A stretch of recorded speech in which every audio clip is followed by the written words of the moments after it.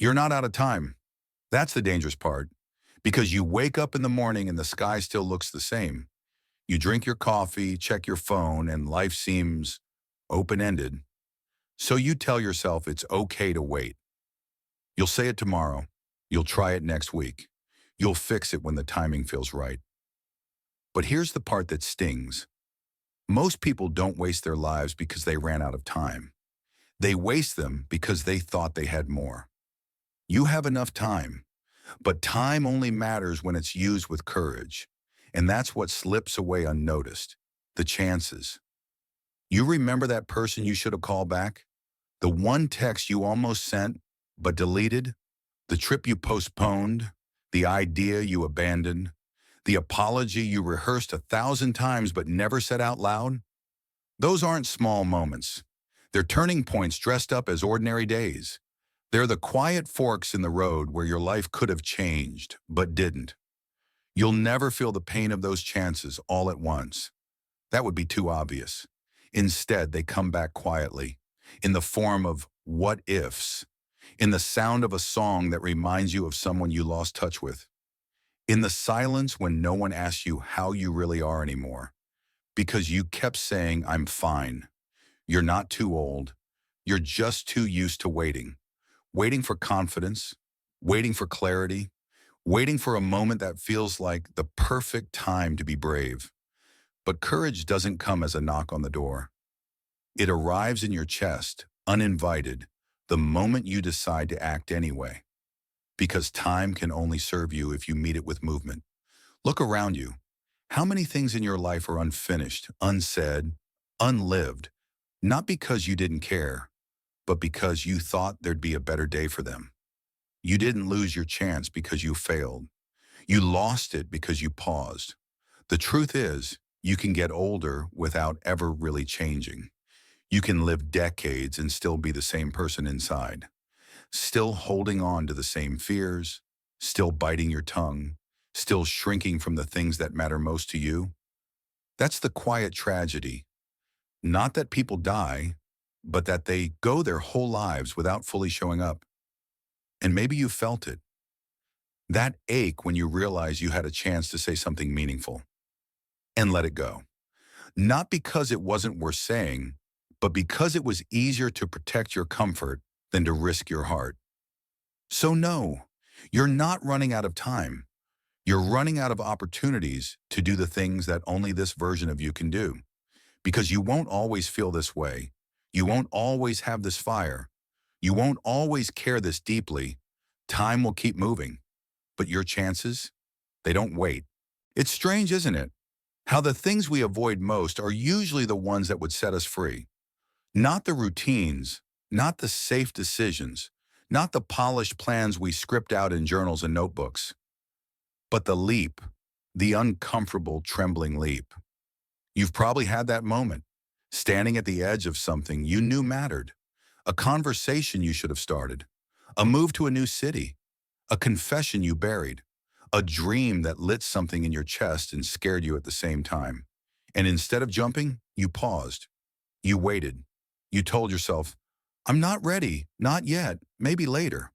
But that moment wasn't just a dot in your timeline. It was a door. And doors don't stay open forever. Let's be honest for a second. You've spent more time preparing for your dream life than living it. You've overthought everything that could go wrong while quietly dying inside because nothing ever really changes. You keep playing out the worst-case scenario like it's your only option. But here's the question. No one asks. What if it goes right? What if that message you want to send brings you closer instead of pushing them away? What if that job you don't feel qualified for becomes the start of something incredible? What if you finally speak up and someone says, "Me too, I've been feeling the same way"? What if trying doesn't lead to shame, but to strength? Because failure, it's not the enemy. Comfort is. Regret is. And most people don't look back at their life wishing they were more careful. They wish they were braver. You're not too fragile to handle rejection. You've survived much worse.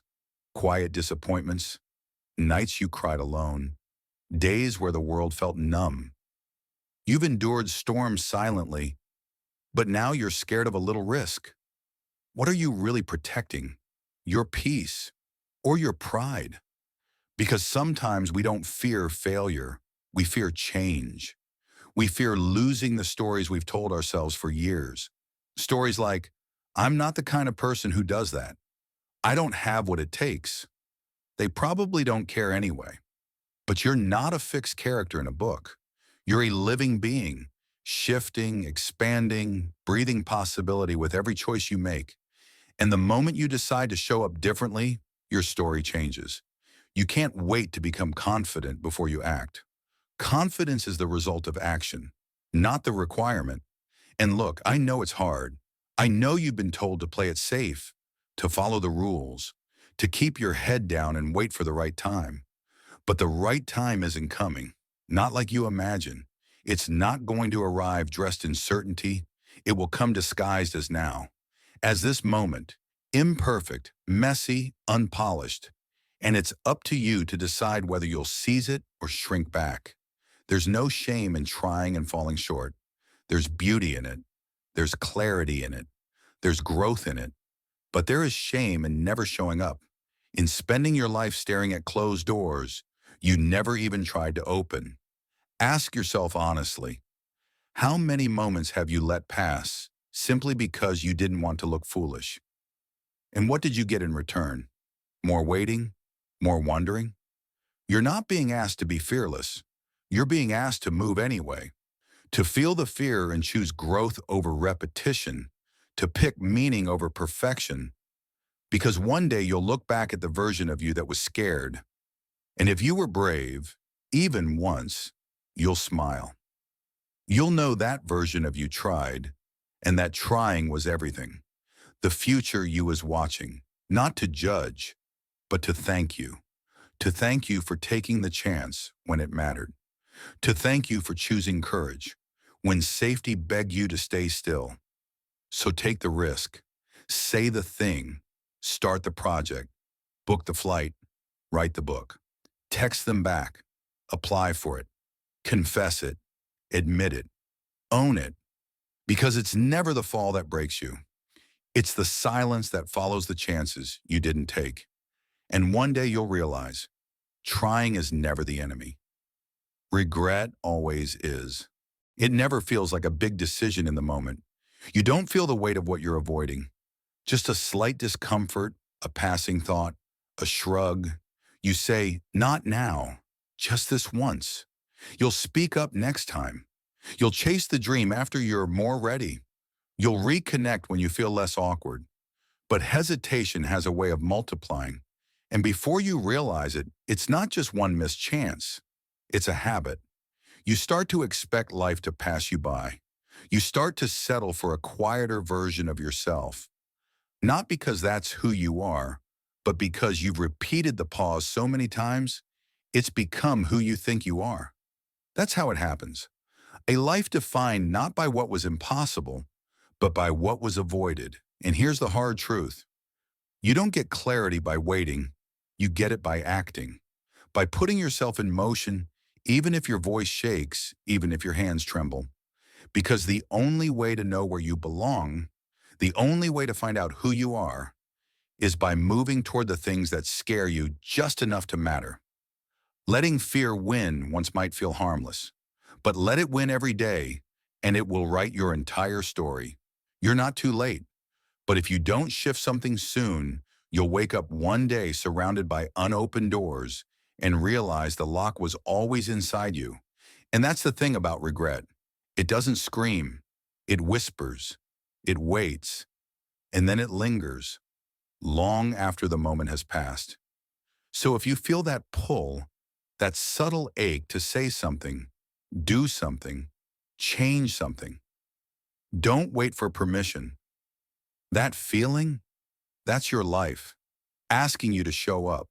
You've been told you still have time, and you do, but that's not the point. The point is, what will that time become if you keep using it to delay what you feel, deny what you want, and protect yourself from things that were meant to shape you? The future doesn't arrive in a flood. It drips quietly, through every small decision you make when no one's watching, and all of it adds up. You don't need to overhaul your life. You don't need to burn it all down. You just need to stop postponing what matters.